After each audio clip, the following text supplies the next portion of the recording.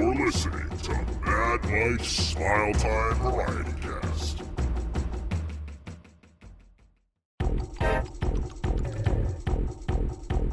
Hello everyone, bonjour tabarnak, and welcome to another episode of the Smile Time Variety Cast. This is Mad Mike here with you, and I got an exciting episode for you on the way. First off, I'm going to give you some thoughts on some new albums that came out in May of 2023. I have a big review of Guns N' Roses' Appetite for Destruction with a very, very special guest joining me, and that same guest is going to be talking with me about dealing with online hate. But before we get to all of that, I want to get something off my chest. So May is Mental Health Month, right? It is a very important month for those going through any kind of mental health issues. It is a great month to spread awareness about this stuff, and I think it is very important to have a month that is dedicated to dealing with mental health. That being said, I just gotta say this right now, your mental issues are no excuse to treat people like garbage. If there's anything I can't stand, it's those who do not take responsibility for their own mental issues and instead decide to take out all of those issues on everyone around them. And don't get me wrong, it doesn't mean I'm unsympathetic to those going through this kind of stuff. I'm going through it myself. I have PPD. I suffer from social anxiety, depression, the works, anger issues, whatever.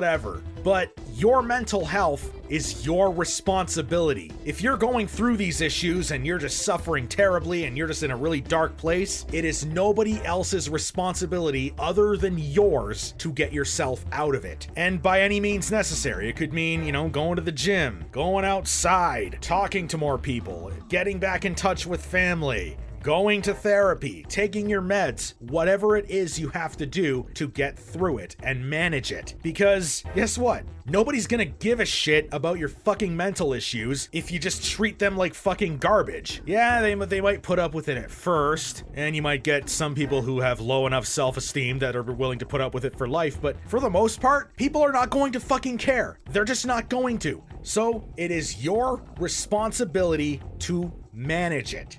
Nobody else's. That's all I gotta say about that, so let's get to reviewing some new albums.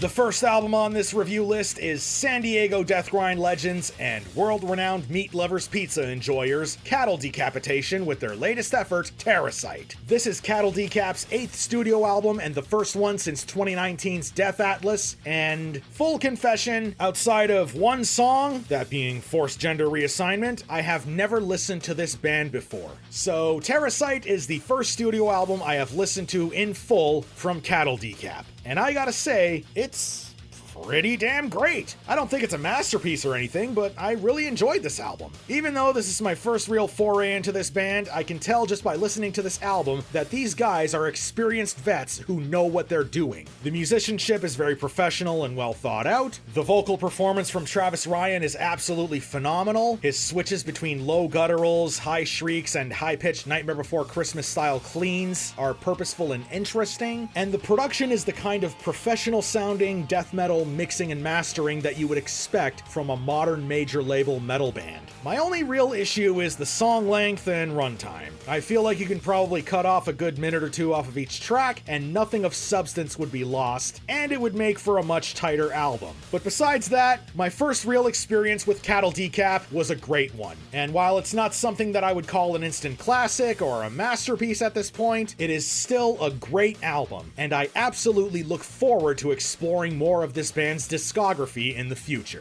And the next album up for reviewing is Sleep Token with Take Me Back to Eden. And oh my god, this album is amazing! I'm telling you right now, Sleep Token has given us the absolute greatest album of the decade and has changed music forever. Their ability to blend so many different styles is a talent only they have, even if Electric Callboy does it better and more entertaining. I mean worse. This album flows from one song to the next, and despite the lengthy runtimes, it never ever gets stale. You may think you've heard this music a million times, but that's just what the facts want you to think. Facts are not important. Just listen to me instead and you will be rewarded with amazing music, okay? Anyways, this is the absolute best album of the year, 10 out of 10. Go listen to it yesterday. Alright, where's my check? Thank you.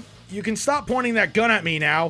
And the next album I'm reviewing is Boston metalcore veterans Unearth with their 8th studio album, The Wretched, The Ruinous. This is another band whom I haven't listened to that much, and I gotta say, for my first time listening, I really enjoy their brand of melodic metalcore. There's a lot of unrelenting aggression on this album, and the band sounds extremely hungry despite being at this for over 20 years. Lead singer Trevor Phipps is putting on a very angst-filled vocal performance and doesn't sound like he's compromising throughout the entire album. The breakdowns come at the right time and are interesting. The lead guitar work reminds me a lot of the lead work you would hear in classic thrash metal. And of course, the songs come together very well and are structured in a way that keeps your feet stomping and your head banging. I wouldn't call this album anything great or anything like that. It's pretty standard for metalcore, but it's executed very well, and for the most part, it keeps my interest. I would suggest checking this out if melodic metalcore is your thing.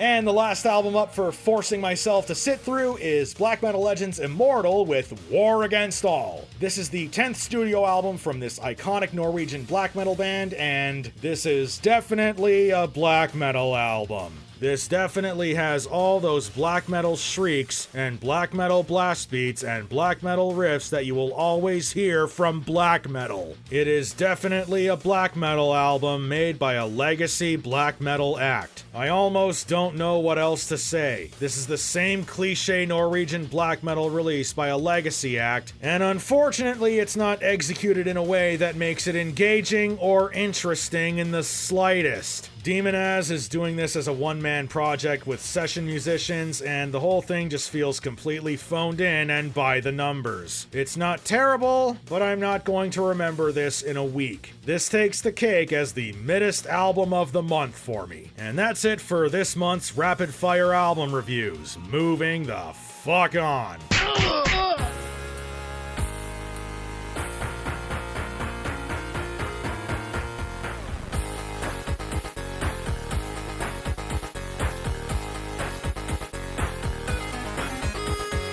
I am being joined by the one, the only, the lover of books himself, Robert Walton, aka the Metal Meltdown. How you doing, Rob?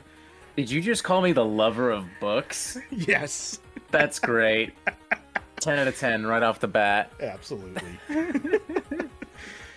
Yeah, be warned, folks. I have books on my shelf. This obviously means that I'm some kind of, like, elitist intellectual wannabe. Yeah, well, you know what? I'm glad you're not video chatting me right now, because I would see the books, and then, you know, I'd start to feel like intellectually inferior and start getting insecure, and then I'd start yelling at you. I'm kidding. I love it when people are like, "You have books on your shelf," and I'm like, "Yeah, what do you have on your shelf? Like, is that not what shelves are for? Like, what the fuck? A shelf." Yeah. It's like, bro, it's like literally like books about metal and like fucking comic books, all right? It's not like I got some, like, whatever. Who gives a shit? Absolutely. Well, starting it off on a great foot, right? Absolutely. Yeah. Always a great foot. The only foot to start things on. Absolutely. All right, so the reason you are here is because I had a poll 2 months ago now that voted for me to review a classic album, and that classic album was Appetite for Destruction by Guns N' Roses. Oh my goodness.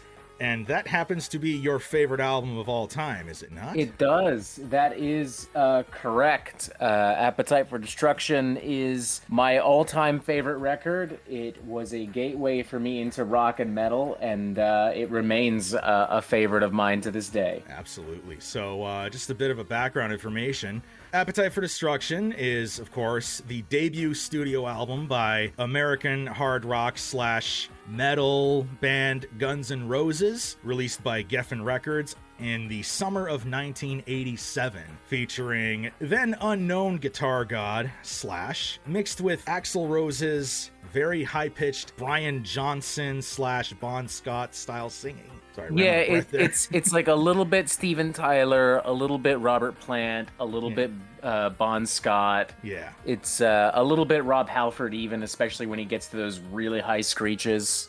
And like you got Duff McKagan on bass, Izzy Stradlin on rhythm guitar, Steven Adler on drums. Oh yeah. I'm trying to remember the name of the guy who produced and like mixed the record. I know he went on to do some smaller albums for some other rock bands, and he also worked on Rust in Peace. Correct. For Megadeth.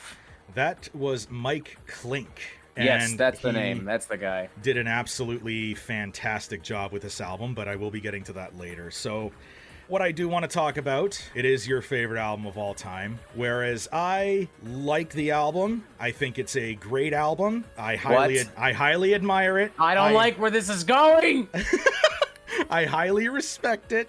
Ah! But it's not one that I would call one of my favorites of all time. Triggered, Now, canceled. L. I know. Fuck you. I know. Like, there's gonna be like all those fucking Hell's Angels wannabes in the comments being like, "Ooh, "You're fat. Shut up." Ugh. Yeah. But yeah. 40 for a lot of 40, 50-year-old men who, haven't who can't accept the fact that it's not 1988 anymore are gonna fucking lose their minds on you.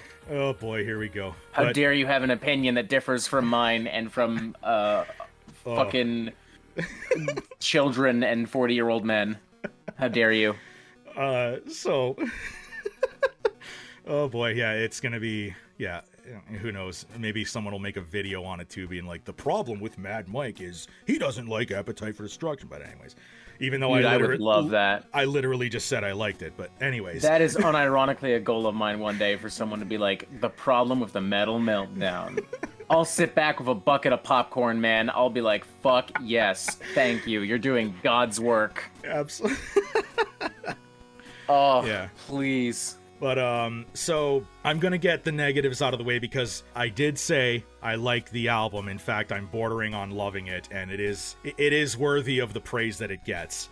And well, okay, I'll get this out of the way first. So this, just to draw a picture of what was going on at the time, you had glam metal was dominating the charts at the time. Like, you had the Motley Crues, you had the Rats, you had the Cinderellas, you had what's another one? Warrant, Poison, White fucking Snake. like, there's a lot of like pop metal too, like Bon Jovi. Def Leppard had entered their pop metal era at that time as well. And even like in the pop spectrum, it was all like super glamorous and super stylized, and things were getting more digital and more synthetic. Yeah, and then I talk about White Snake, like that very same year, they came out with one of my favorite albums of all time. But even I'll admit, it's a glitzy glam metal album, very polished. It's their best album. But it is else, their best. No disrespect to Whitesnake, but like that was, they had been around for almost 10 years before that album came out, and that's what made them big. Yeah. It's worth remembering too, like, glam metal was so big, it was consuming like a lot of classic metal bands. Like, Judas Priest did a glam album, Turbo, or at least damn near close to glam. Again, Def Leppard, who had already been around for a decade up till then, they kind of went way poppier, and they got into more like arena rock. There are people who will argue that Def Leppard are a glam metal band. Even Iron Maiden kind of dipped their dipped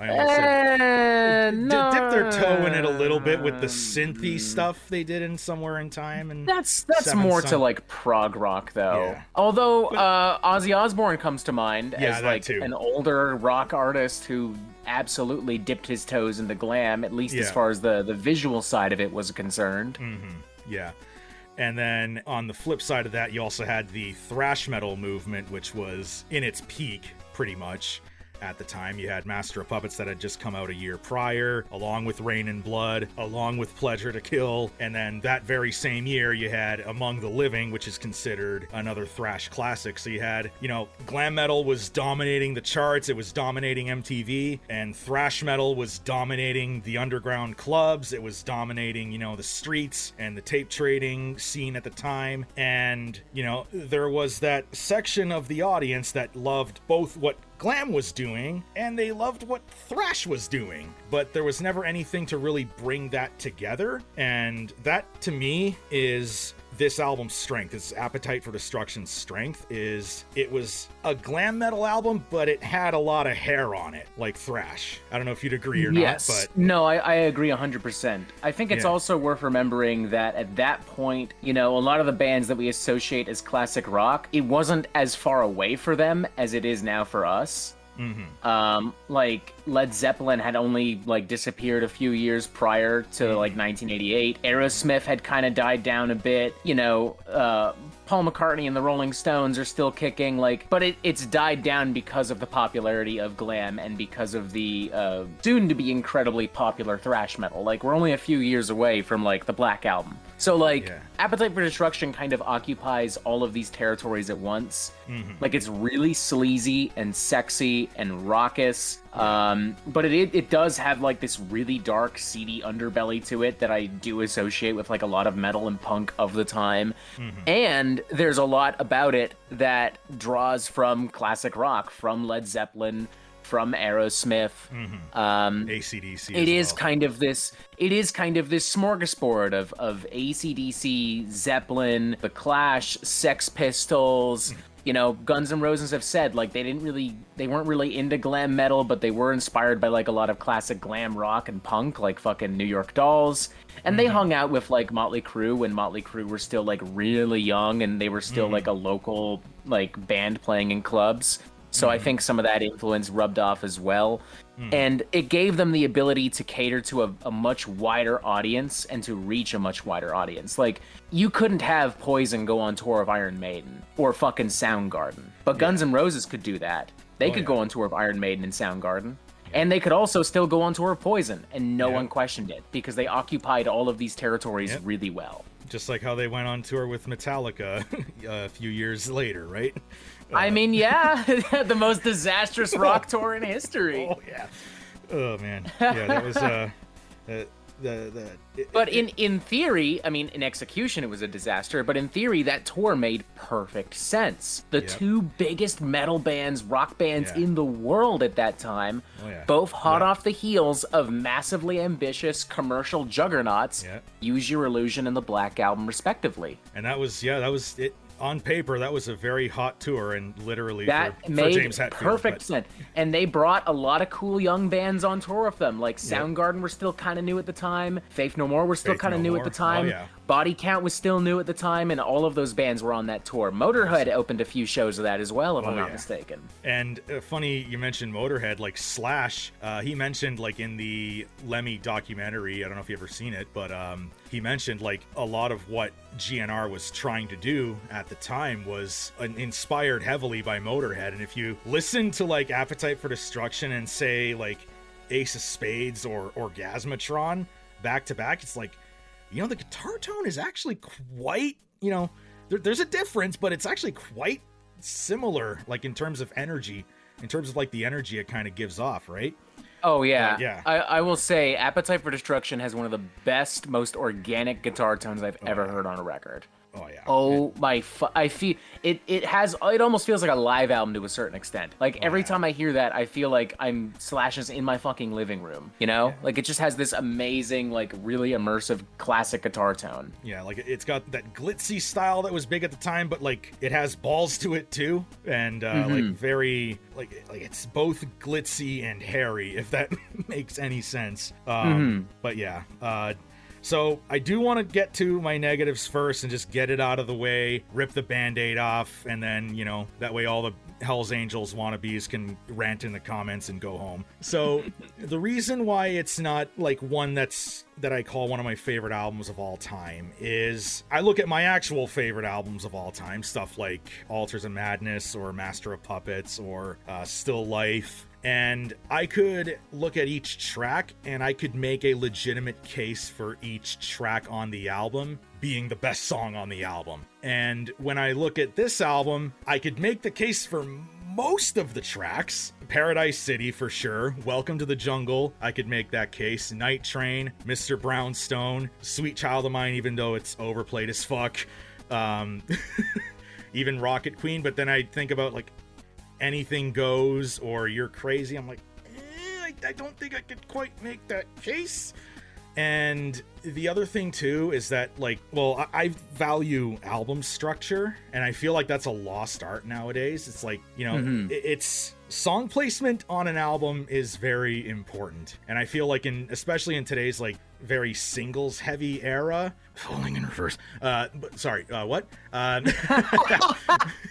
mean, you know, not even just falling in reverse, but like, I think we all collectively kind of have a bit of ADHD when it comes to like modern music and how it's being promoted and put out there. Yeah. Like, singles have always sold well. It's always a great idea to have singles when you're promoting an album, when you're putting out a tour, you know, even if there's no album, if there's a book on the way, you know, anything that your band is doing, singles are good to have. But like, yeah, there is this kind of like lost art to like actually constructing an album, because now we're constructing singles with the idea that every single is going to be big. There are some artists that can kind of take advantage of the ADHD nature of like modern music. Travis Scott, Warts and All, is a great example. Like, his songs will switch in between all these different sections. A lot of modern hip hop is good for that. But yeah, I mean, as far as like commercial rock is concerned, it's a whole different fucking question. Like a lot of modern rock bands just don't really know how to like actually craft an album and have like an actual flow to it. Yeah, and that's the point I was getting to. It's just like, well, okay, Welcome to the Jungle. That is like one of the most perfect ways to open an album ever, is like with that song. You literally could not have opened an album better with any other song on that record. Like, from the way the guitar tone kind of rumbles out to like Axl like screaming at you, like he's grabbing you by your shirt collar, like, do you know where you are? Yeah. Like, you're in the jungle, baby. And he's like, and there's those blood curdling screams and like the pounding riffs. It sounds like chaos. It sounds like I'm on a roller coaster through hell, but hell has been like Las Vegas-ified, you know? Yeah. Oh yeah. But like, I feel like the rest of the album, I feel like you could play it on shuffle and nothing of the listening experience will be lost at all. Personally, that's like, fair. Yeah, that's fair. What the fuck did you just say, Mike? You're fat. Shut up. I'm gonna go ride my bike now and pretend to be like 20, even though I'm 60. Anyway, sorry. I'm gonna write a long, slightly homophobic comment about this instead of like going outside or getting therapy or something. Yeah, and I find that a couple songs, like, I wouldn't say there's a bad song on the album, but like, there's some that are just solid at worst. Mind you, when the album's highs are as high as anything that has been high ever, sometimes literally with Mr. Brownstone, but like, I feel like the lows of the album kind of like, you know, like, it's solid at best. But that's basically all the critiques I have. I know maybe you have critiques even though it's your favorite of all time, but if you do, I would like to hear them. Nope.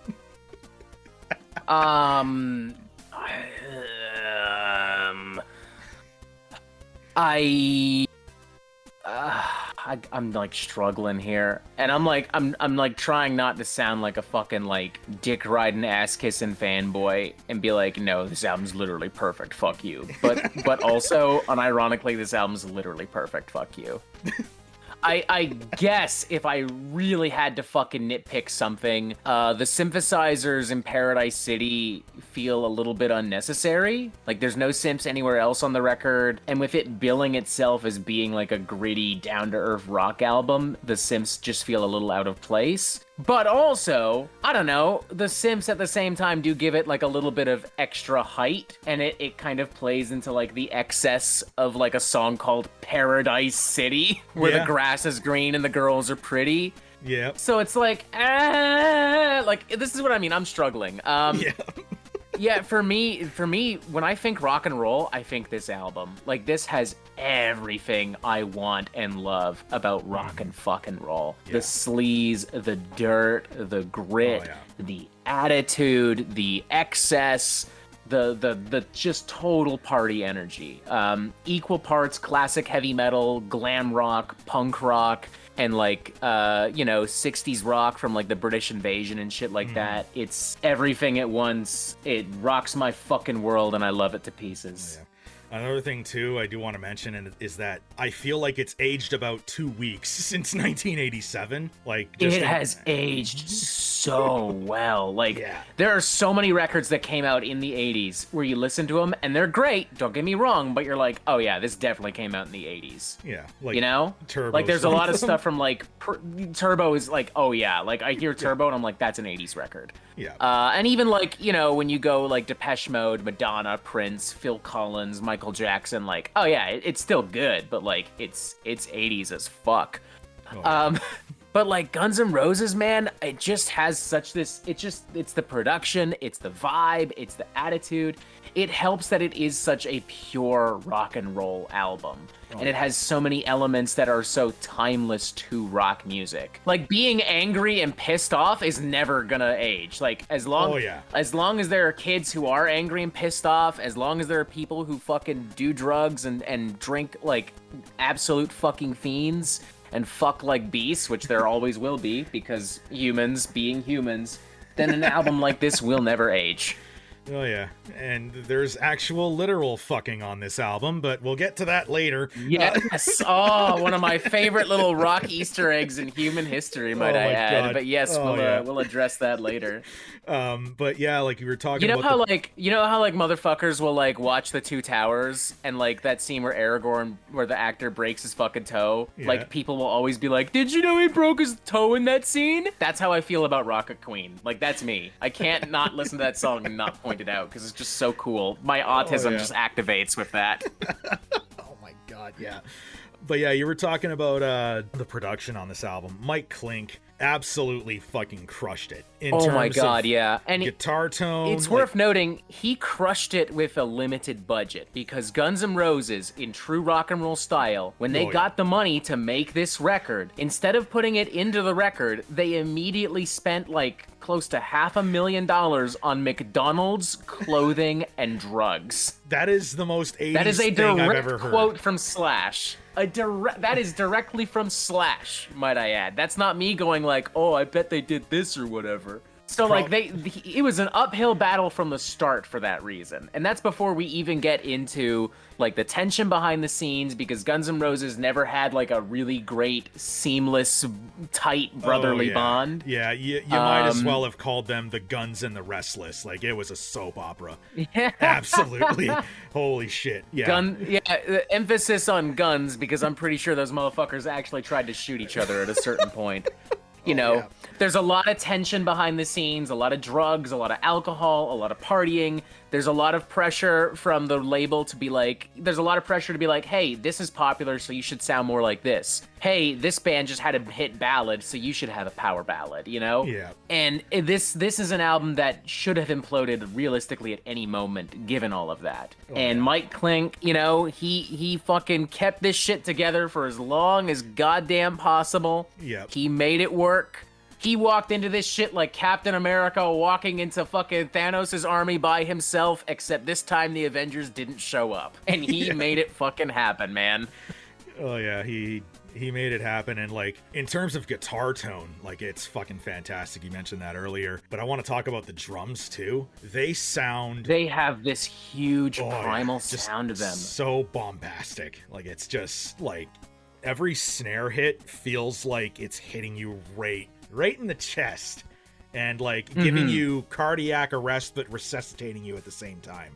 Like it is like the drums just sound incredibly powerful on this, and Axl's voice, like I don't know who was, I'm guessing maybe Klink was engineering it, or whoever it was moderating that voice and trying to keep that level you know, at a steady pace between his high shrieks and his, like, you know, his lower stuff, like on tracks like it's So Easy, like, because Axl is hitting multiple octaves multiple times throughout the album, on top of having an inherently screechy kind of nasally tone.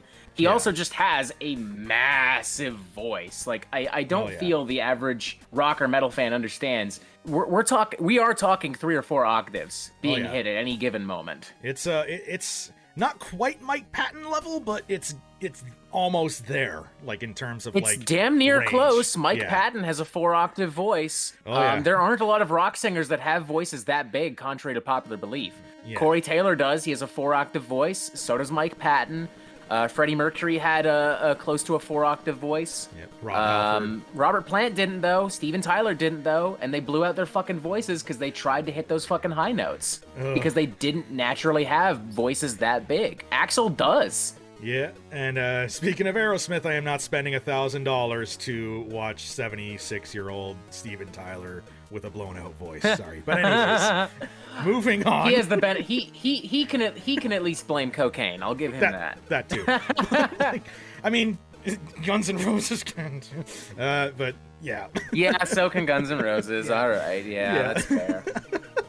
But the production on this album is absolutely phenomenal, and like, with that kind of budget too, and especially, I'm sure back in the 80s, big record companies probably factored in to the budgets, like, okay, they're probably, no matter what we do, they're gonna spend this shit on coke, or at a certain point alcohol. You'd have to. Yeah, they probably factored that in. If I'm David Geffen, or if I'm the manager of like a bunch of like rock bands in the 80s, then at a certain point I have to prepare for the fact that a good chunk of the bands that I employ and that I'm giving money to are going to waste that money or find themselves in a lot of trouble. They're going to eat bats, and they're going to, they're gonna beat women and do all kinds of fucked up shit because, Jesus Christ, rock stars in the 80s don't know how to handle themselves. Oh yeah, it was the Wild West in the Sunset Strip, pretty much. It kind of was, honestly. Yeah. Like, you could just kind of get away with anything, and it's kind of interesting to look back in retrospect, especially through a more modern lens where we view things with a lot more scrutiny and tolerance. Yeah, and anyways, moving on to some of the tracks on here. Another great song that's not as big as like the big hits, but is still pretty big in its own right and just as fucking awesome and just as much of a banger. And that's Night Train. Night Train's great. Oh, yeah. That could have been a hit single if it were released as one, honestly. It actually was released as a single, but I guess it didn't chart was it? as... Yeah.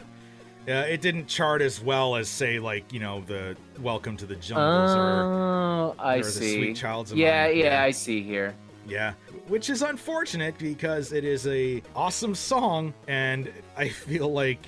we'll be getting to Sweet Child of Mine a little bit later on, but I feel like this is one of the best songs on the album. And another one, Mr. Brownstone. I listened to this like God knows how many times in preparation for our little collab here, and I hear Mr. Brownstone. I'm like, that song is such a grower. It gets better the more you listen to it, and I feel like it's got this like you were talking about what music inspired this album. I feel like this was heavily inspired by like edgy blues rock, like say George Thorogood. Like even the intro to Mr. Brownstone just sounds like a big homage to Who Do You Love? I don't know if you can hear it, but that's just like when I hear that intro to that song, I'm like, yeah, I can kind of see that in some of the vocal textures and stuff like that. And even in like the guitar tone, because it does also, George Thorogood also did have like a very gritty guitar tone like way back in the day, so I can feel that. For me, this is more so where like the Aerosmith worship is just totally on display in the best way possible. Like everything about those kind of scratchy, like that scratchy rhythm guitar, it's got a little bit of a funk underbelly to it, which Aerosmith was all about. But yeah, there's also like the Jeff Beck group with some of the more high octane bits and pieces. There's like the cowbell and the percussion, which kind of harkens back to like Nazareth and some shit like that. It's a good example of kind of everything. It's a good example of this album being like a smorgasbord. Like these songs in and of themselves are smorgasbords of like classic rock and metal and glam and punk. Absolutely. And what I love is like all the while, and this isn't, this is more in general, all the while like the punk underbelly is very much there. Like Duff McKagan is not a rock or metal bass player, he's a punk bass player. And he does a really good job at creating these really infectious punky bass licks all throughout. that are actually prominent in the forefront of the sound, but they don't get in the way of anything. Like Mr. Brownstone is a great example, especially because it leans a little bit into the funk because it has that heavy downbeat after the main chorus, like da da dum bum bum bum bum bum bum bum bum bum bum bum. Like that's almost like Stevie Wonder, like when Jeff Beck was a session musician for him. And you were talking about him being a punk bassist, like I can see it now. It never really dawned on me. I'm like, yeah, he definitely, like listening to his bass lines and everything, I'm like, that's very punk inspired. Like he even has like an identical stance when he's playing to Dee Dee Ramone. Like I don't know if like... Oh yeah, he was the guy that brought like the New York Dolls and like the Clash influence to the table. Everyone else, like they brought, like that was his whole thing. I cannot believe I did not even realize that until now. That's because you're talking to me. Yep. Number one super fan. I knew you. Although I did forget Night Train was a single, so points semi-detracted. See, I knew I brought you on here for a reason. It's all good. But moving on anyway, like Paradise City, that's my favorite song on the album. In terms of structure, it's just, it opens, transitions you into the main part of the song, and builds up all the way until the end just so seamlessly and flawlessly. And, you know, I'm quoting Red Letter Media here, so sorry for my Red Letter Media fans out there for ripping them off, but like, it subverts your expectations, because like when you think the song is going to be done, like where he's like so far, and then you hear that Steven Adler's like drum fill there, and it's like, what is happening here? And then it just goes into this fucking like balls out, high tempo, almost thrash song for the last 2 minutes of it. I just like, every time I've listened to that song a million times, I don't know how many times I've listened to it, but every time I listen to it, I just love that part, because it's just like, oh my god, it's happening, stay calm, yeah. You know, and it's like, Guns N' Roses closes out every show with this song, and that's why, because it's like a massive finale. Oh yeah, and that honestly should have been the closing track on the album, I think. But I got the vinyl with me right now, in case you can't see it, but I do have it. It was gifted to me by my mom. Nice. And in their defense, side one does end with Paradise City, so I will give them points for that. I mean, I still think Rocket Queen is a great finale to the record, but there's definitely an argument to be made that if Rocket Queen didn't exist, Paradise City would have made an awesome closing number. You know what? I was gonna wait for Rocket Queen. Why don't we just fucking get to it? So, like, damn, I don't even get to say anything about Paradise City. Shit. Okay, all right. Actually, you know what? Go ahead. Yeah, I mean, it's one of the best songs on this record. I mean, I love the whole record, you know me. But if I have to rank them all like on a tier list, this is like S+. This song. It's those amazing fucking riffs. Yeah. That's like, it's like a fucking chainsaw just shredding through me. I love it. I like the glistening chords in the beginning with like the almost choral vocals. That has like a weirdly kind of like Southern Leonard Skinner kind of vibe to it. I kind of like that as well. And then like with those synths, you know, which brings in like it's the one moment where this is like distinctly, oh yeah, this is an 80s record. But it also does give this a lot of like height and bombast, but like it's not excessively bombastic. Like it's not like we're all of a sudden like, you know, at like a fucking NASCAR race and the jets are flying over us or some shit, you know what I mean? They save that for the end. But it makes sense at the end because there's been this build and there's been this climb. Mm-hmm. Moving on to Rocket Queen, this is one of my favorite Guns N' Roses songs in general. I love this fucking number. I like how it is a bit moodier. I like how it's more dramatic, and I do like how it has the horniest breakdown in rock history. Would you like to explain, or shall I? Man, so in case y'all have been living under a rock and you've never heard the trivia for this song, in the vocal booth when Axl Rose was recording, there was some fucking going on, quite literally. The moaning that you hear in the breakdown of Rocket Queen is Axl Rose's then girlfriend being fucked in the studio. Yeah. And They lit candles and everything. Like, they made sure the atmosphere was right for that. And okay, now I'm gonna reread this because I read this like a couple days ago and I might have been unclear on it, but I think it might have been like the person was Steven Adler's ex, or maybe that was like her nickname. I can't remember quite clearly. I mean, they all, like, girls back and forth, like, that's one of those, it's hard to tell, you know? Dude, Rockstar shared girlfriends all the fucking time. Reading I Am Ozzy / The Heroin Diaries and all those like biographies and shit like that. Like, literally the same girls pop up like quite a few times. Yeah. Like, it's unreal. And I had like a fucking Twilight Zone moment. So like I was reading about like this trivia on Wiki, and I'm reading like the first part, and it's like, and I read a woman named Adriana Smith, and all I read was Adrian Smith, and I'm like, what the what? Like the guitar player for Iron Maiden? I'm like, no, dude, no. In a parallel universe. Like, bro, like what the fuck were you guys doing? But no. So it was a woman. He really took one for the team on Rocket Queen. He gets invited to the studio, like, yeah, so what do you want me to do? And then they're like, get on the bed. There's like a leather couch in the recording. It's like a Tommy Lee's sex dungeon or some shit. Oh my god, yeah. And then I read the last part of this on the wiki page, and it made me just burst out fucking laughing. So it says, however, further revelations could indicate that Smith and Rose have not been the only people recorded for the song. Mike Klink, longtime producer of the band, said, the guys were taking turns fucking this girl in the studio. Those are actual sounds of sex captured live on tape. Furthermore, a former Geffen employee claimed that Rose had sex several times with 2 or 3 girls on tape, unhappy with the result. And I read that part. He had and I'm like, to get the moans just right. Yeah, like, I'm like, you went full Kubrick with this shit, man. Like, okay, no. Like, you got to get this. He's a method actor. He's got to get into the part. Like. Gotta get the best performance out of him.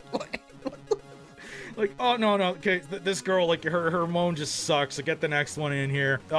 You know what, you don't hit the quite, vocal line there. Do it again. Okay, let's do that one again, like, and then, there's like a lineup, it's the casting couch, but, like, for real. But, yeah, that just made me, like, fucking laugh when I heard that. I'm just like, imagine being in the studio when that was happening. Like, I wonder if on some level, like, if maybe it was like, oh, well, we invited this other guy to come in and do like a little keyboard solo or a saxophone solo, but then Axl Rose was like, no, I'm just horny. Like, I wonder if this was him just flexing that he could get like any fucking woman, you know what I mean? Yeah.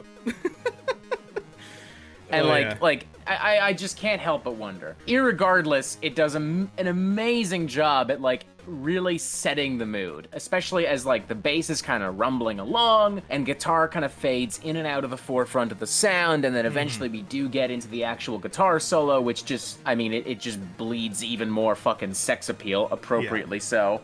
And I like the more emotive ending to the whole record, almost as if Axl is like pleading to this girl to like, I'll always be there for you, it's okay, we'll figure it out. I think that actually makes for a really good finish to the record after an album full of like roller coaster loop-de-loops and like binge drinking and constant fuck fests. It's nice to end on a softer, more emotive, semi-heartfelt note. Yeah, and again, like, big, massive piece of trivia on that one. Like, it's like reading the story of how it all came together just makes it even more like, I don't know if that's the most 80s story I've ever read. Like, this is just like pure decadence, 80s cocaine and hookers shit. But like, it's just, it's so rock and roll. Yeah. It's one of those things where I'm like, how can you read that and have any reaction other than, fuck, that's awesome? Yeah. Like, that's as we would say today, a very Chad moment. We'll call it that. Abso-fucking-lutely. Yeah. Giga Chad. Not quite Lemmy, but Giga Chad. I mean, it's up there. Yeah. It's up there. Oh, yeah. So going back to a few previous tracks, what are your thoughts on My Michelle? I do want to know. I love My Michelle. Oh yeah, and yeah, I love like the pounding riffs, the bam, and like I like how it speeds up in the chorus. I love it. Almost kind of it just has this really weird kind of startling energy to it. Like it's a little bit more in your face because of the way that the riffs are spaced out, and Axl being like, "Your daddy worked in porno, now you know, like you're selling drugs and fucking around." Yeah. Because like most of the album is about how they're partying and having fun, and now Axl's turning around. He's turning to someone else and going like, "You're full of shit. You're a sleazy dirtbag." And it's like, what the fuck, bro? What is this? I want to know more about My Michelle. Like, holy shit. Funny enough, that song was written, was named after Michelle Young, who was Slash's first girlfriend in junior high. So, yes. Take from that what you will. I mean, hey, they all fucked back in the day. I don't know. Look, all I'm saying, I'm not gonna justify anything they do. I'm not gonna defend anything they do, but I will say most of those motherfuckers would be in jail if that shit were happening today. Yeah, absolutely. Yeah, let's just be real here. Let's absolutely. Like between the drugs, the sex, and who they're doing the drugs and the sex with, a lot of these guys would be in jail, or at the very least, they'd be in a lot of trouble. Or at the very least, Twitter would be having an absolute aneurysm. But yeah. Well, maybe not. I mean, Twitter right now has become such a fucking like cesspit, so who knows? Yeah. It's a whole other thing that I don't want to get into. So yeah. We will not, but we will talk about another song on here, and that was the biggest hit on the album, and it is the one that is, you know, Sweet Child of Mine. And I love the song. It is a fantastic song, but as someone who grew up on rock radio, overplayed to fucking death. We can't really put that on the song, though. I mean, yeah, it's overplayed, but like, I mean, is that not like the sign of a great song when you keep hearing it, though? That is true. You know what I mean? Oh yeah. Like Stairway to Heaven is overplayed. I still love it. I'll still sing along to that shit like it's fucking 3 a.m. and I'm drunk at karaoke. I love that song. Same thing with like Enter Sandman is overplayed as fuck. I still love it. I don't give a shit. You know what I mean? Freebird is overplayed as fuck. I still love it. I don't give a fucking shit. Yeah, and that, like, again, maybe it's just jealous Mike. I'm not Mad Mike right now, but jealous Mike, or like... are there different mics corresponding to different emotions? Yes.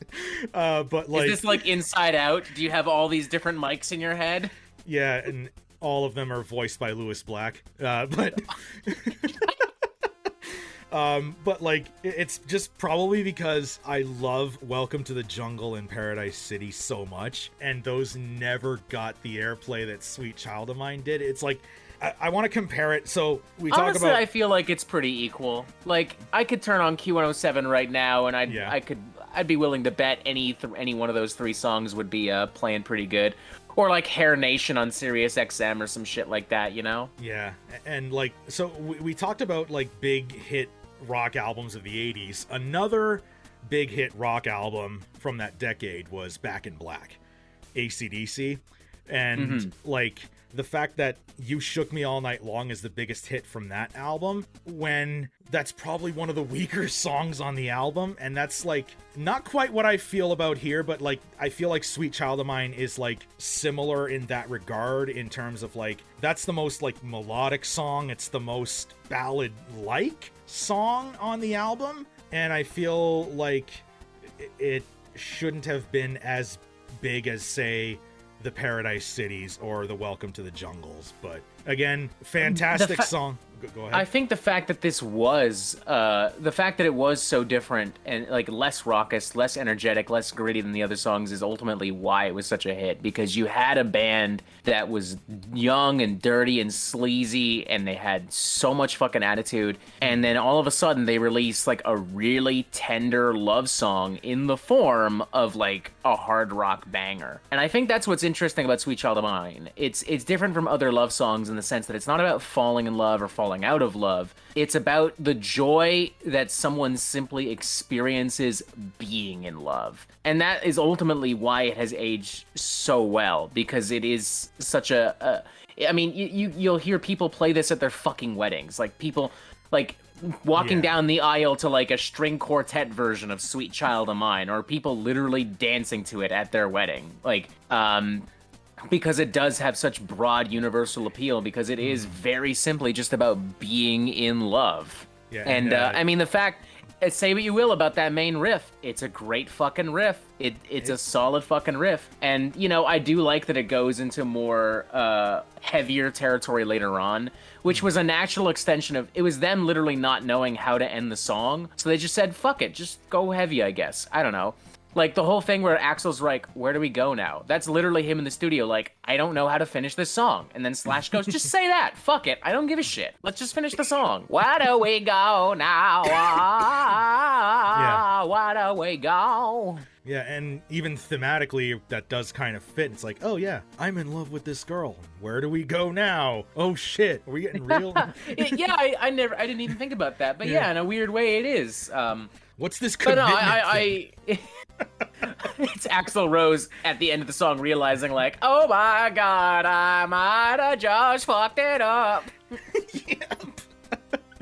And funny enough, he did write this about his girlfriend, Erin Everly. I'm looking at the wiki article right now, but yeah. So yeah, it's a song written by a guy in love about being in love. That's actually, so like, yeah, the Where Do We Go Now part does fit very, very well. Again, this is like, it's not even to the fault of the song itself. I just felt like, you know, I'm Team Paradise City, and it's like, oh, what? Why? I mean, I feel ya. Like, again, like, Sweet Child of Mine is like solid A tier, but Paradise City is like S+ tier, so I get it. Don't worry. S+. Oh boy, I hope Trenches isn't hearing this one, because like, anytime, so like, he does those tier lists, right? And like, when we did that Metallica tier list, I said Black Album was S, and he's like, but you have a few critiques about it.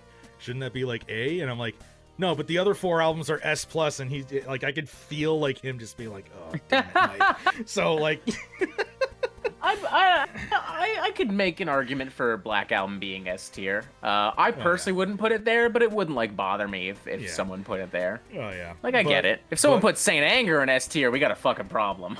Well, yeah, Saint Anger and Lulu all S. Everything else is F. No, I'm kidding. But yeah, back to Appetite. So like, I feel like I've been an asshole to this album, even though I've sung a lot of praises. I don't know. Like, I mean, if it makes you feel better, I'm an asshole no matter what. I can give albums a 4 out of 5, and some motherfucker will be like, "You weren't positive enough." Uploaded literally the first negative review in over a month and a half, and someone's like, "Why do you always hate music?" And I'm like, "Man, shut the fuck up!" Like, I straight up was like, "You're a fucking dumbass. You're actually an idiot." Yeah. But whatever. Well, you should have seen the comments on my fucking Burzum video. But anyways, we won't go there. But That Varg, fuck Burzum. But yeah, we will go there actually very soon. Fuck 'em. Yeah. I'll go there, fuck him. But back to this album, like, I really admire the album. I really, really like the album. It's a very solid 8.5 out of 10 for me. Might move it to a 9 later. Just I'll have to like re-listen to it a couple more times. Even though elitist, I know, hater, such an asshole, right? Normie. Yeah. Whatever the word of the week is, insert it here. Yeah. You know, it's better than Jesus Piece. But boo. Yeah. That's not even necessary. What Jesus Piece do to you? They made music I don't like. I'm kidding. But anyways, like, I really admire it. I really do like it. And again, solid 8.5 out of 10. Might move it to a 9. And I do think it's earned its classic status. It was quite a game changer at the time, and it was ahead of its time, for its time, and has aged like a very, very fine wine. So props to it. I already know you're giving it like a 69 out of 10 and whatever, but if you 5 have any... golden chompies out of 5. Oh, hi, Chompy. Yeah. Yeah, I mean, you said aged like a bottle of fine wine. You're right. This album makes me want to take that bottle of fine wine and chug it and flip a car and just this album just the primal rock and roll energy, the sleaze, the grit, the dirt. You know, it's so fucking good. It's So Easy is a banger. I love that super punky bass. I love the momentum of it. I like Out to Get Me. I like the more paranoid lyricism. It really just kind of sounds like Axl unraveling before us. I like Anything Goes and the talk box guitar stuff there. I really do love everything about this record. Can we argue that the highs, that some moments are better than others? Sure. But the other moments are still so fucking good. Like, it's rare to find an 80s rock album that is this consistently awesome and also has a lot of variety to it from start to finish. Yeah, I mean, y'all already know what I'm gonna give this. It's a fucking 5 out of 5. I fucking cried when I saw Guns N' Roses live with Slash and Duff when they did their first and not last reunion tour, because I heard all these songs live and a bunch of other fucking classics, and I love this band and this album with all my fucking heart. People will be like, this is their only good album, and I'm like, you're probably right, and I don't fucking care, because it's just a masterpiece, in my opinion. A masterpiece of rock music. Hey, you know what? On that note, Use Your Illusion. Those are decent albums. I will give it that. I think they're good albums. It just didn't need to be a double album. Plain and simple. I do have a very big soft spot for You Could Be Mine, because Terminator 2 is my favorite movie of all time. It was... Use Your Illusion it's them getting too ambitious for their own good, while also like getting kind of lazy at the same time, because they're trying to clear their back catalog of old songs. And I don't know, it suffers because of that. And the fact that it is a double album that doesn't need to be a double album. 9 times out of 10, if you're making a double album, you've already fucking lost, because it doesn't need to be a double album. Period. It's almost like Load and Reload, right? Like, where it's like half of it is filler, and then like it's half good, half filler. It could have been much better off as one album. Right? And you could take, Keep November Rain, of all the ambitious material across those two albums, that's the one that probably works the most and has the broadest appeal. I like Coma, Dust and Bones, Don't Cry, the original one, not the one with the more bitter lyrics. Pretty Tied Up. Locomotive's a great song. I like that song. Get in the Ring kind of feels like their answer to Watch the World Burn. As far as just the general vibe of the song, them just being like, yeah, fuck the critics and anyone who doesn't like me. And I'm just kind of like, you didn't need to do this. Yeah. It's kind of goofy. And then but whatever. Could Be Mine. And then You Could Be Mine. That was a... Oh yeah, You Could Be Mine as well. Yeah. I mean, that's just a full-on banger. Yeah. But yeah, that's... do you have any further thoughts on Appetite, or do you want to move on? I mean, there's nothing to say about this album that I haven't already said 100 times before. So y'all know how I feel. Y'all know how I feel about this record. I don't give a shit. And I don't fucking care if it's not true fucking metal, all right? I don't give a fucking shit. I'll talk about, that's not real metal. I don't fucking care. Nor should you. It's a fucking album. Shut the fuck up. Exactly right. All right, so that was our thoughts on Appetite for Destruction, and Meltdown will be staying with us to talk about something else, because I have a the new Guardians of the Galaxy film, or perhaps do you want my thoughts on American politics? We're not going there. Which one of those would be more dangerous to get into? Who would you rather deal with? Marvel fans or Trump tards? Oh man, I don't know. But yeah, so we are going to move on, because there is another thing I do want to talk about. But that is our thoughts, our very long thoughts, holy fuck, on Appetite for Destruction. And let us know what you think in the comments below.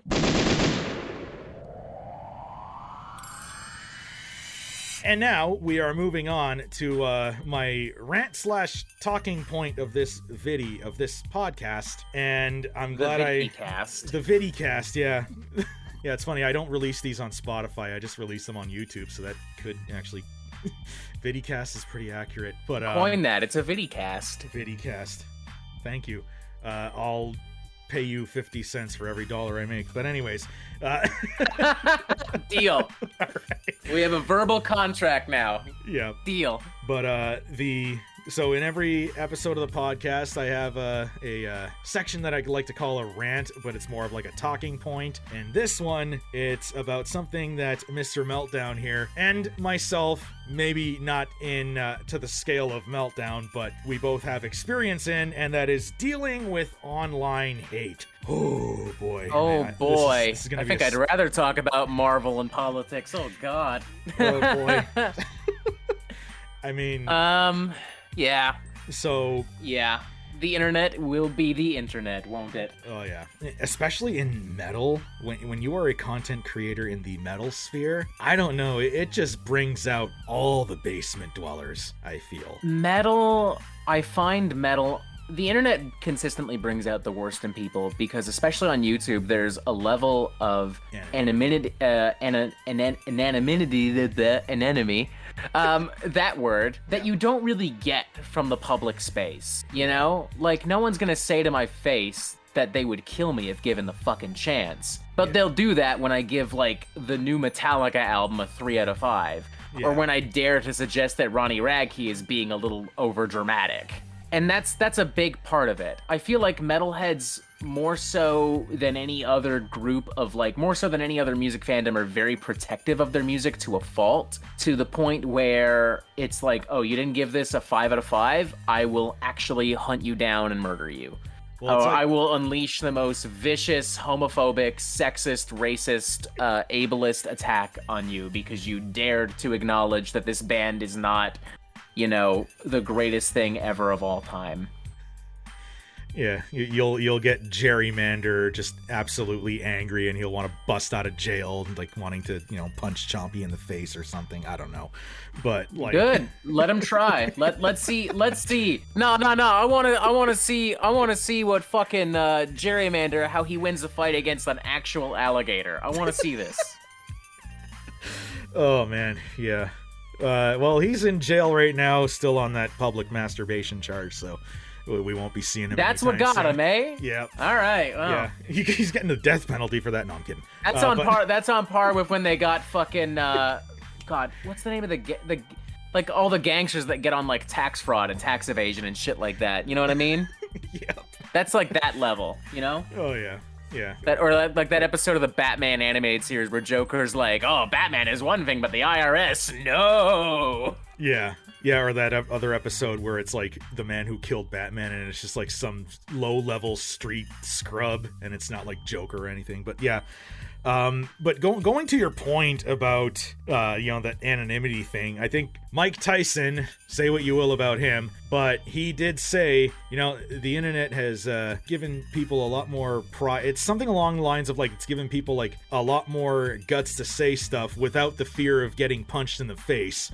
Yeah, so, he's like, absolutely correct. Yeah. Absolutely. And for me, like, look, I can understand getting hate when I'm, like, really tearing something a new, asshole. Yeah. You know? Like, I get it. I understand it. Like, if I'm actually, like, if I'm really just ripping into something, I can understand why there'd be a more apprehensive, hostile reaction. But oftentimes, it really is just, like, me just, like, living my life and just doing shit. Like, literally, as we're sitting here recording this comment just came in. This is from the interview with Josh Elmore that went up today. This is from a gentleman who identifies himself as Jonathongo7754. Metal Mulvaney working hard. This person regularly refers to me as the Dylan Mulvaney of metal. And the first time they chimed in with this, I literally was like, I'm gonna need a tone check on this, because I'm not sure if this is intended as a weird compliment or if you're just being a fucking transphobe.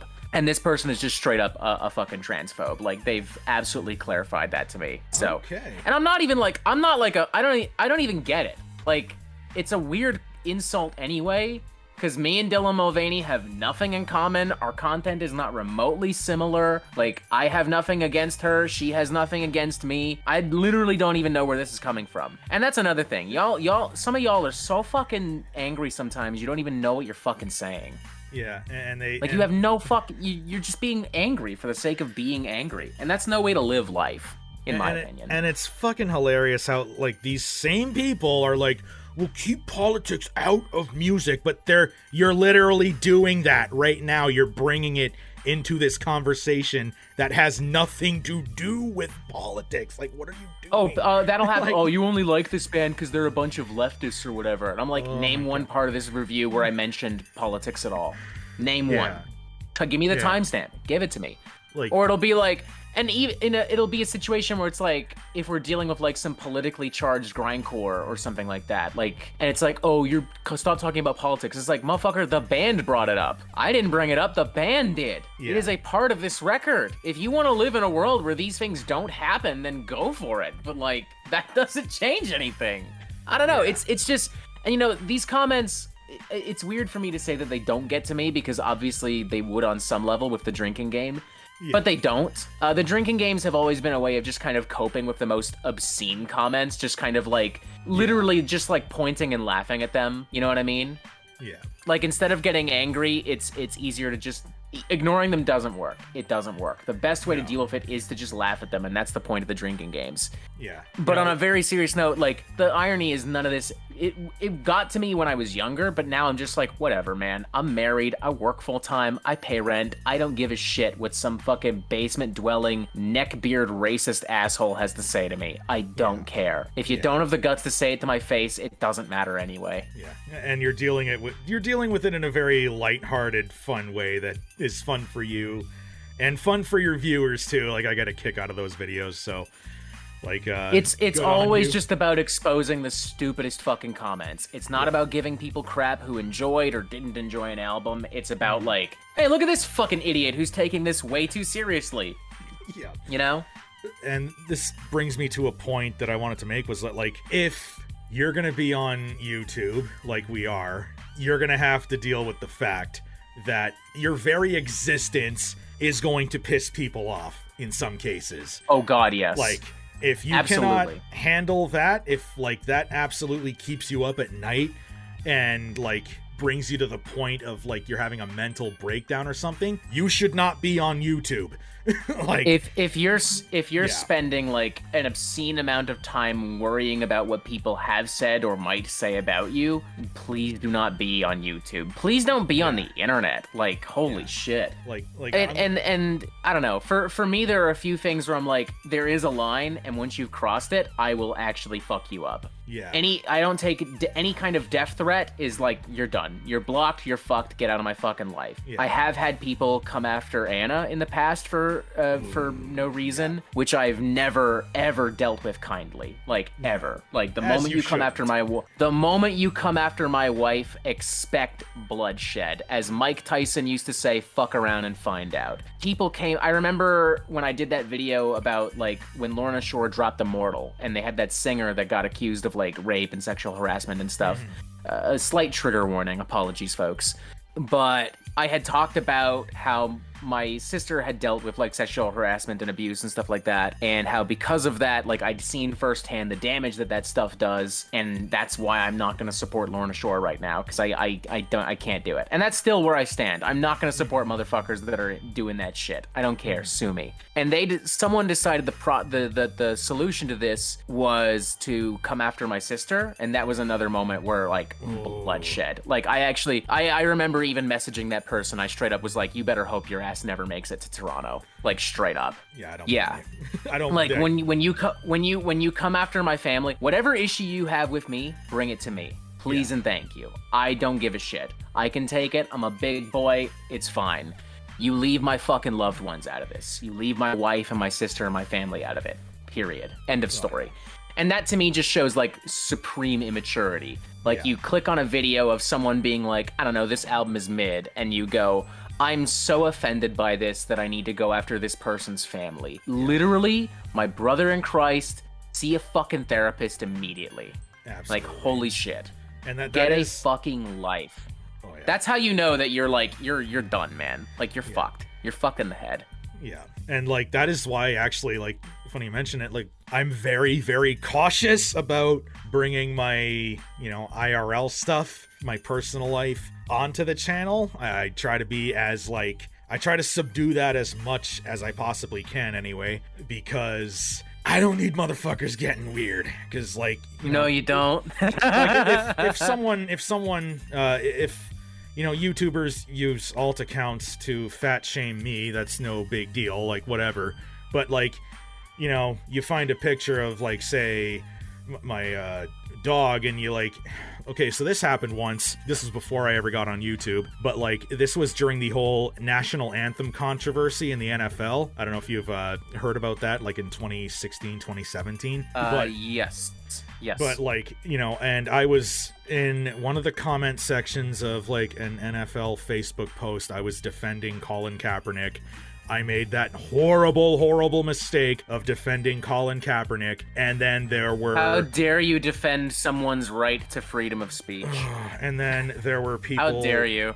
Because my profile wasn't like privated at the time. Like it was a public my Facebook profile was public, and some people went to my post about my dog passing away and they said he deserved it, that's fucking karma for you, and left like 5 middle fingers, and I'm like, I'm gonna find you and I am going to fucking kill you. Fuck you, seriously. Like, that is like the most riled up I've ever gotten about, like... It's so fucking like, this has nothing to do with what we were talking about. Like, why would you even bring this up? It's none of your business. Like, and that's why, like, I will have people that will like try to message me on my personal Facebook, and I'm like, no, this is friends and family only. Like, I'm not even active on Facebook anyway. You can find me on Instagram. I'm on YouTube, obviously. Like, no, I won't. No, sorry. Nah, but it's just fucked up. Yeah, but again, aside from those moments where people cross that line, it really doesn't fucking bother me. Like, especially not at this point. Like, especially the best thing I can say to people is like, the moment you stop really fucking caring, that's the fucking shit right there. Like, I learned very quickly, no matter what I do, I'm gonna be called a poser or an elitist. I'm gonna be told I'm a hater or a fanboy. Yeah. No matter what I do, I'm always gonna be super wrong or super fucked up in someone's eyes. So fuck it, like whatever, man. Who gives a shit? And I'm close to there too. Like, I'm like, okay, on my Burzum video, there were a couple. Because I knew that was coming. Like. The Black Metal Legion is a whole, like, the people who, the Burzum Legion is a whole different thing, because, like, for me, that's not a scenario where it's like, oh, I can simply put the art ahead of the artist. Like, this man's an actual fucking Nazi who, like, actually went to jail for killing people, and actually also, though it is not widely reported, plotted further acts of terror from his prison cell. Yeah, so... Like, this man is fucked in the... If you're telling me you support terrorism or that you're willing to bypass it because of a few okay riffs, that's on you. Like, straight up. That says more about you than it does about me. Also, the art sucks. Like, straight up. Burzum fucking sucks. Enslaved is better, and they're way more influential on black metal than Burzum ever fucking was. But people were like, oh, where's, funny April Fool's video. Where's the actual reviewing every Burzum album video? This is the reviewing every... This is the actual reviewing every Burzum album video. Well, fuck Burzum. Fuck Varg. That was an amazing cover of Tequila. I will give them credit for that. Like, I think I did that song justice. Oh, yeah. I think I did that Burzum classic justice. Yeah. But yeah, like, to your point though about like just not dealing with it, I learned this from like other YouTubers I watch. I'm not gonna mention this one YouTuber's name, but he is a big influence on me. One, because he is an awesome YouTuber, but two, because he is one of the most chronically online personalities ever. And you're describing literally anyone. Yeah, true. Okay. It could be anyone. That's the vaguest description of a YouTuber ever. But like, okay, fuck it, I'll just say it. YMS. So like, YouTuber I love, and say what you want about his reviews and everything. I, even though I disagree with him a lot, love him as a content creator. And he's, in terms of his editing style and all that, he is a huge influence on me, but he is also so overly defensive and so chronically online. Like, he recently, like, formed, like, develop tendonitis in his wrists, and like I'm sure a lot of it has to do with like him, you know, overworking himself on his videos and everything, but it also has to do with him just typing away like very defensive comments on his Reddit or his Twitter. Like, dude, and it's like dude. Look, he reads as being kind of a snob too, which doesn't help. Yeah. So like And, he brings that on himself to a certain extent. Yeah, and well, to that comment too, like it's like what he thinks about movies, like whatever, that's fair, that's his opinion, I'll let him have it, but it's like, dude, there are people online that are just saying these things to insinuate you, to piss you off, to get you going, and you're letting them absolutely own you. Like, just if you chill can't take out. the heat, get out of the kitchen. Dude, And yeah, this like, he's this gotta is what chill. I've learned. Like, Yeah. you know, sometimes the best response is don't engage. Don't Yeah. engage. Yeah, and that's Like that was the case for me. That was the case for me when like my Sleep Token video had come out, and like all of a sudden every like Sleep Token fanboy was like, "You are the worst person to ever live." That was a scenario. Was like, I'm just not gonna engage. I'm just not.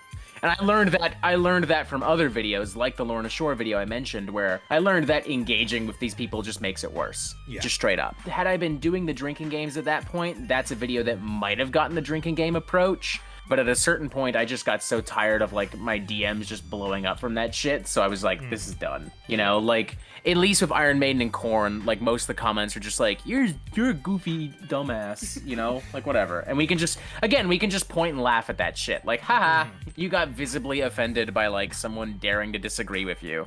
Yeah, but like you really at some point, and like I don't mind you like people defending their opinions. I'm guilty of that. I've done it myself. I in the Burzum video I called out a few people that, well, one of them called me a It's Jew. like, please, by all means, defend yourself. By all means, stand up for yourself. Like, Yeah. I have no issue with people disagreeing with me, and I have no issue with people telling me they disagree with me. Yeah. My issue is when you're being a fucking asshole. And, you know what I like- mean? Like when you come after my family, when you're being an ableist, when you're being a racist, a homophobe, you know? That's when we're gonna have problems. Yeah, there's gotta be a certain point where it's like, okay, let's just reel this back and forget about this. This guy is just trying to piss me off. I'm gonna forget about this and just move on with my life. Go to dinner with my girlfriend, you know, go to work, do my thing, you know, I got bills to pay and shit. Like, you know, how would I, okay. Yeah, you know that's what? me. Like, for me, just like, yeah, you're an idiot. You live a terrible, you're stupid. And I'm just like, all right, I'm at a fancy fucking restaurant with my fucking wife, and we're out partying. Like, go ahead and fucking cry about it online, whatever. I'll read your comment 2 days from now, and I'll tell you that you're stupid, and that's that. You know, it's an old saying, but it is a true saying, and that's pick your battles, really. Like, some of them, they'll just say, like, you know, a couple of them are just like, you know what, this guy's just like trying to fucking fan the flames. I'm just like, you know, fuck you. I'm not engaging with you. Whereas like, you know, Buddy who insulted my dogs dying and said I deserved it, like you're legitimately fucked up and I hope you go to hell. But like, A lot of the times with a lot of those comments, I'll just be like, go outside, man. Like, this ain't worth it.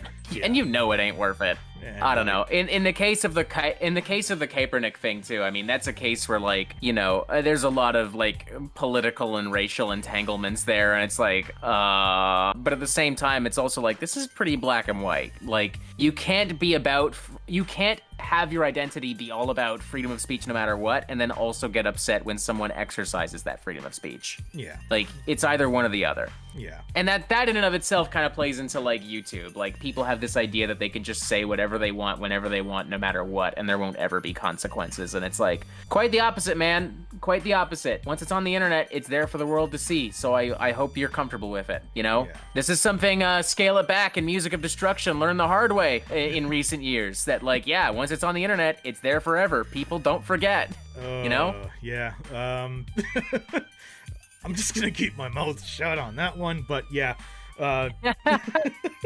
Let's just say that they both deserve whatever's coming to them. Yeah. Let's just leave it at that. Hey, you know what? Music of Destruction was subscribed to me for a little bit there. Not my proudest flex. I mean, there was a time when I was semi-friendly with Music of Destruction, when I was smaller and had like 100 subscribers, because I was young and immature and closer to MOD on like certain things, and then I grew up, and then he didn't, and then he really started getting crazy, and I mean, I've told the story a million times about how he responded when I told him that Sunbather was good, and, whatever. He made his choice. He continued doing stupid, crazy shit. Wyatt him thoroughly fucking ratioed him. Every other YouTuber has talked about experiences with him. Like, he's made his choice, you know what I mean? Like, that's that. And same thing with Scale It Back, Yep. And, like, and this is another thing, too. Like, some people, they hate you so much that they try to bring me in on the fucking bullshit. Like, I'm not going to say his name, but there was someone you once worked with who you did a video with them on your channel, and all of a sudden, for some reason, you misinterpreted the terms of, like, goth music, and... Yes. He... Yes, I know who you're talking about. Instead of dealing with you, he decides to message me, and messages me a whole bunch of crap about you, and disrespecting your wife, and I'm like, why are you talking to me about this? And initially, I just tried to be friendly with him. I'm like, you know what? Like, I'm friends with Meltdown and blah, blah, blah, blah, blah. And, hopefully you're able to work this out and blah, blah, blah. And he's like, there's nothing to work out. I didn't start anything. He did. And I'm like, what? I don't remember starting anything. I don't know. But, like... I don't know. The two of us were pretty cool. And then one day out of the blue, he just... didn't want to talk to me no more, and that was that. And I don't remember starting nothing. And then months later, after it's all because of this perceived attack, and this goes back to what we've been talking about all along. All of this hatred, all of this animosity, all of the violence, the rage, it's all coming from these perceived, exaggerated attacks on music. Yeah. People who are incapable of handling criticism, people who are incapable of hearing anything semi-negative about something they love, and they decide to take it very personal, and they fucking freak out and they have a little bitch fest instead of like growing up and accepting that not everyone is gonna agree with them. And then like that's the bottom line, and that's not even music, folks. Anyone listening, you just have to accept that the world isn't going to agree with you on a whole lot of things, on movies, sports, food, politics, how to do anything, on anything. Like that's just how it is. You can either accept that or you can't. That's your call. And then if you decide to have a bitch fest every time someone says an album's a 3 out of 5, then you've decided that, that's that. That's how you're going to respond to that. And that's on you, not on me. Exactly, right? And then that same person, like, messages me a couple months later and, like, insults you and even disrespects Anna even further. And I'm just like, okay, dude, please, if you have a problem with them, talk to them. I don't know why you're coming to me with this. Like, I was a neutral party in that. Like, again. Yeah, it was a perceived attack on their subculture and on their music. I don't even know what video or what comment specifically might have angered them, so I can't even like chime in or I don't know. But I don't wish them any harm. I don't wish them any harm. I hope one day they realize that they just took this all way too fucking seriously. And that's ultimately what I hope for a lot of these people. Like, I don't really wish any of these people harm. I hope that one day you wake up and you grow up and you realize like that there's no need to take like death metal and black metal this fucking seriously. It's just music, and I'm just trying to have fun and talk about music. If you interpret it as anything else, that's on you. Yeah, exactly. It's on them. And like, it's the same thing with like my triggering fan bases videos. There were some people that actually do get triggered in the comments, and I'm like, well, the video did its job then, I guess. That's a case, too, where it's like, if you can't tell that that's a shit post, then it's definitely on you. Like, holy shit. And the same thing with reviewing every Burzum album. It was literally uploaded on April Fool's. If you can't figure out immediately that that's all a colossal joke, that's on you, not me. Yeah, that's another thing too, like people just like, I feel like it's because they define their entire personalities based on the music they like, that they think you're the same way. And it's like, no, music. They assume that everyone has to be the same way. Yeah. It's ironic, too, because elitists will argue that metal has to be one way and one way only, but there are so many types of metal elitism. Like, you'll get people who are really into metalcore who act like metalcore has to look and sound one way, and then there's people who are really into black metal who are like, black metal has to sound this way. And they'll both look at, the black metal guys will look at metalcore and be like, that's stupid. And the metalcore guys will look at black metal and be like, that's stupid. It's the Spider-Man pointing meme, you know? It's so fucking... It's like, all this fucking elitism and all this fucking gatekeeping for what? So you can protect your precious fucking bullshit that's gonna disappear in a few years anyway. Like, whatever. Just listen to music. Just have fun and listen to music. And, if you decide not to, guess what? That doesn't mean that I have to put up with you, and it doesn't mean I'm not gonna laugh at you if you do something stupid. Yeah. Exactly, right? And like we've basically been just talking about dealing with online hate, and it's basically, to sum it all up, like, people are fucked, and that's just how it's gonna be. And if it sounds like we're all over the place, folks, it's because we kind of are, because there's just a lot to say. You know what I mean? Yeah. But the bottom line is, how you respond to a piece of content is up to you. If you decide you want to freak out because Mike gave Appetite an 8 instead of a 9 or a 7 or whatever, go for it. Yeah. Like, I don't know. I'm gonna sleep fine tonight. I have a feeling he's gonna sleep fine tonight too. Yeah. I don't know what to tell you. Exactly. Bring it on, I guess. I don't know. Bring it on to a reasonable extent. Go after my family, you're fucking dead to me. You're gonna give me shit, then give me shit. Absolutely, right? And, hey, you want to attack me? Go for it. Like, whatever. Like, and, I already know exactly what they're gonna say. It's like, well, you're fat.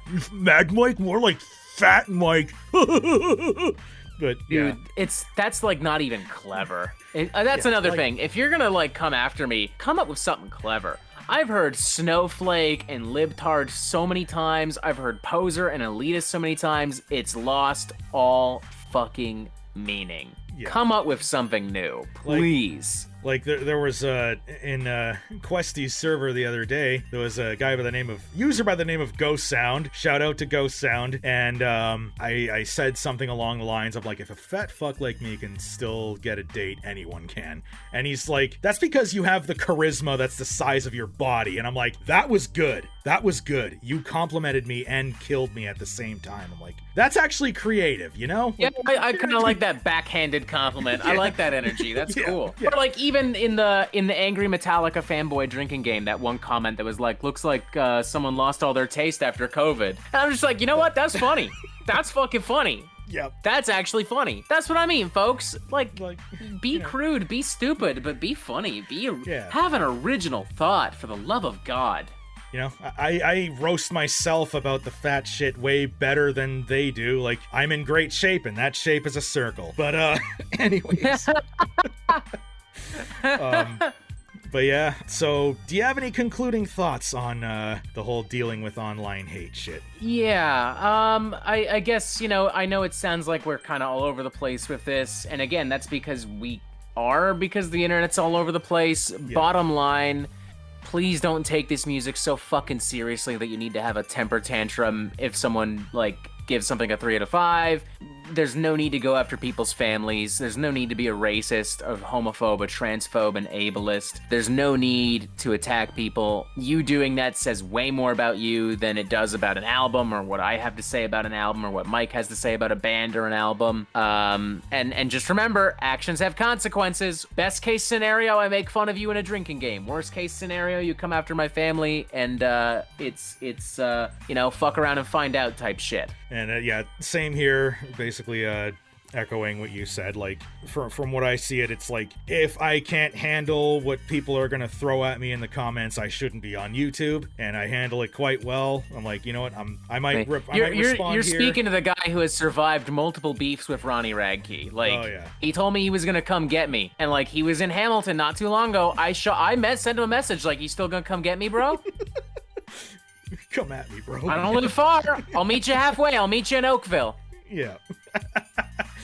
I got nothing. Exactly. Yeah. And same thing here. Like, if you want to come to Niagara Falls and punch me in the face, bring it on. Like, there's a lot. Oh, that would be such a win. for me. Not like if Ronnie Radke, the way I see it, Ronnie Radke follows through on that threat, it's a win for me. Period. Yeah, absolutely right. Like, it proves everything I've said about him, period. And also, if he doesn't show up, it also proves everything I've said about him. Yeah. Oh boy. Ronnie. So either way, I win. So bring it on, Ronnie. Fuck it. All right, you heard it here, folks. Metal Meltdown is issuing an open challenge on WWE Monday Night Raw. Open challenge number 5, if I'm not mistaken. Yeah. To Ronnie Radke. Will he respond? Find out on the next episode of Monday Night Raw. But there is a bit of irony in me being like, yeah, don't take it personal. There's no need to be, stupid. And then me also like being like, let's go, Ronnie. Yeah. But whatever. Yeah. I mean, even with Ronnie Radke, I really don't wish him any harm. I hope someday he gets his shit together and grows up. Will he? I don't think so, because he's like 40. I think that ship has sailed, but who knows? Anything's possible. I really don't wish the guy any harm. Although I know for a fact he wishes me harm. I have the DMs to prove it. Oh, yeah. I'm literally like, you don't know anything about Ronnie. It's like, I know a lot about him, and I got the DMs to prove it. I'm gonna save them for like the prime time, Yeah. It's gonna be like, just in case one day he crosses the line, Oh yeah, exactly. And so other than that, that's what that is our very long talk about dealing with online hate. And just grow up, don't take it so seriously. Actions have consequences. Fuck around and find out. Exactly. To sum it all up. And go out and touch grass too. But anyways, so that's good advice in general. Yeah. Just touch grass, man. You know what? It's nice out now. It's like it's spring. The cherry blossoms have bloomed in High Park. The sun is out. Go outside, please. And I always say, like, touching grass will lead to touching ass. So go outside, please, for your own good. Anyways, thank you very much, Mr. Meltdown, for joining me on this podcast to talk about Appetite for Destruction, and as well as this very long, fruitful convo about dealing with online hate. It's greatly appreciated, so thank you very much. And yeah, you're very welcome. Happy to be here. Absolutely. Thank you for being supremely patient as I've gotten my life together and opened up a restaurant. Oh boy, yeah. Like, holy shit. And you know what? That's absolutely fine. Your career should take priority over collabing with some shit poster on YouTube. You're good. So don't worry about it. I also wanted to work with Basil on that Candlemas review that I did last month. So, we did that last month, and then we moved this to this month. So, it all worked out very well. And I will actually be seeing you at that creator gig if things work out. If you're still going anyway, I'm not sure, but yeah, I am actually. Yeah, I booked the night off. Fun fact: the weekend after that, Anna and I are in Niagara Falls. Oh boy. Yeah. Go party at Fallsview and shit like that. Let me know. Yeah. Avengers is the most ambitious crossover of all time. Until now. But yeah, thank you very much, Metal Meltdown, for joining me on this podcast. And we are moving on to the Q&A segment. And as per usual, with the end of every episode of this podcast, I am ending this with a Q&A segment. If you'd like to ask your questions, please join my Discord, prove to me that you can behave on there, and I will give you the permission to ask questions in the podcast questions chat. So the first question is from Boss Antelope 86, and he asks, Judas Priest or Iron Maiden? Ooh, that's a very big question. So I'm picking Iron Maiden just by default. No knock on Priest. I love me some Judas Priest. Sad Wings of Destiny is one of my favorite albums of all time, as is Painkiller. Painkiller is like a top 10 album all time for me. And Priest made a lot of classics outside of those, like Sin After Sin, Killing Machine, British Steel, Screaming for Vengeance. I even enjoy Turbo. Ram It Down I do enjoy as well. Blood Red Skies, it's a banger. But in terms of who had the higher highs, it's absolutely Iron Maiden. their stuff in the 80s is almost untouchable. And outside of Painkiller, I don't really think Priest made anything that could challenge what Maiden did in the 80s. So while Maiden did have lower low points, they had way higher high points. So Maiden is absolutely my pick, but Judas Priest, they are legends too. Not knocking them. They are another one of my favorite bands of all time, but, you know, gun to my head, it's Maiden.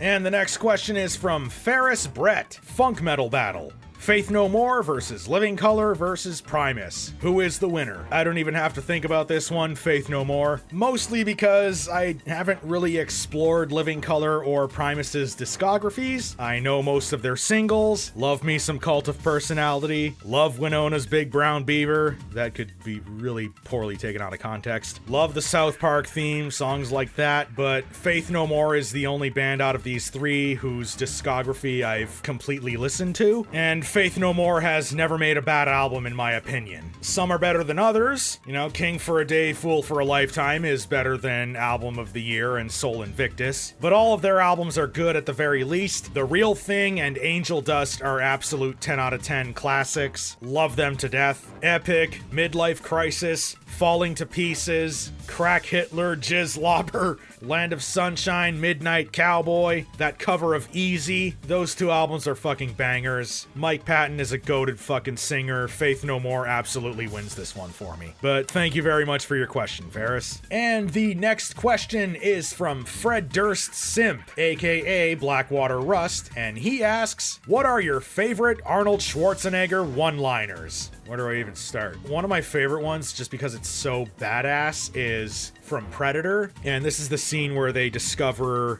the Predator's green blood on a bunch of leaves and whatever. And Arnold says, if it bleeds, we can kill it. Like, I just thought this was a badass quote.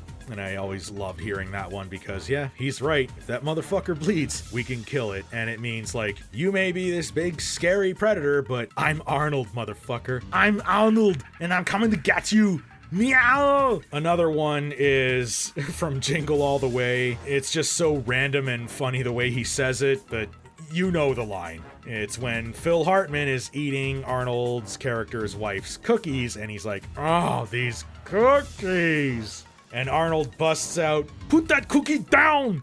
Now! I love it. Love that one. Of course, you got the classic, I'll be back. Get to the chopper! And another one is from Total Recall. Sharon Stone's character is like, honey, we're married. And Arnold just shoots her in the head, and he's like, consider that a divorce. Fucking beautiful. Beautiful, sociopathic, murderous, badass. But one that I absolutely love nowadays is just, it's just the way he says it. Crush your enemies, see them driven before you, and hear the lamentation of the women. Like, it's fucking so good. So straight and so cheesy, but in the absolute tastiest way. And one of my favorite Arnold real-life quotes, even though it hasn't aged well at all. He'd probably get in a lot of shit for saying it now, but at the time it was funny. And even now that it hasn't aged well, it just makes it even funnier in like an oof kind of way. And that was when he was making a speech at a Republican convention when he was governor of California. And he says the following. And to all those critics who are so pessimistic about our economy, I say, don't be economic girly men. It's fucking great. Fucking phenomenal. Arnold Schwarzenegger is an absolute fucking legend. Legendary actor, legendary bodybuilder, legendary governor, and legendary deliverer of one-liners. But thank you very much for your question, Blackwater. And the next question is from Toxic Rooster 84, and he asks, what's a dream wrestling feud you would have loved to see that was never written or saw the light of day? The wrestlers had to have been active in the same era. Oh man. You know what? This one sounds freaking cheesy and horrible, but I would have always been fascinated to see a feud between The Undertaker and the Boogeyman. Just because they're both, you know, very mysterious characters, even though the Boogeyman was much more comical. Like, I just think it would have been like either the worst thing ever or the best thing ever. Or both at the same time. Like, you know, you had The Undertaker with his, you know, fucking shooting lightning, force disappearing shit, and you had the boogeyman appearing out of nowhere with worms. I feel like they could have gone somewhere with that. Like, I don't know if it would have been good or bad, but it would have been at least very, very, very fascinating. So yeah, that is one wrestling feud I would have loved to see. Another one, and it's too bad we only got a taste of it when they promoted a video game, but Stone Cold and Punk. That would have been absolutely fucking phenomenal to watch. It's too bad that, Stone Cold had to retire due to injuries and stuff like that, and, that kind of thing never happened. But yeah, Stone Cold and Punk, those two just would have had unbelievable chemistry. And yeah, so those are my picks. And the next question is from Melvin the Hugger, and he asks, what's an artist or album you feel you should like more than you do? I'm gonna go with Sabaton, because I've always enjoyed power metal, and I've always enjoyed good, hooky, catchy songs, which they are full of, but for some reason, they just don't really click with me. I don't know if it's just because I find them boring. I don't know if it's just because I think their singer is too monotone. I know it's not because the subject matter or anything like that, because I enjoy reading about war all the time. So I just don't know why I can't really get into them as much as I should be, because on paper, I should fucking love them. But when I listen to them, I'm just like, eh. Like, I'm able to appreciate what they do, I respect what they do, and I think they are a very talented band. I just don't really find myself wanting to listen to them. I can't really explain it. Sometimes things just don't work for me. So yeah, Sabaton's my pick there. Thank you very much for your question, Melvin. And the final question is from Astolfo, the Rider of Black. And he asks, what is something you enjoy doing as a hobby in your free time that is not editing or collecting music? That's a very good question, Astolfo. And one hobby I can think of right off the bat right now is sky watching. You might see it on my Instagram if you go deep enough. You'll see pictures I take of the moon. If you go on some of my Facebook stuff, you'll find pictures I've taken of the moon, of Mars. I took one of Saturn. I really enjoy sky watching. It's a very peaceful thing to do for me. And it's getting to summertime now, which means it's sky watching season, so I am very much looking forward to that. Busting out my telescope, looking at the moon, looking at Jupiter, Mars, whatever star I can find. Polaris is a good one to look at. Same with Arcturus. Lyra is up in the sky, so I'll be able to see Vega.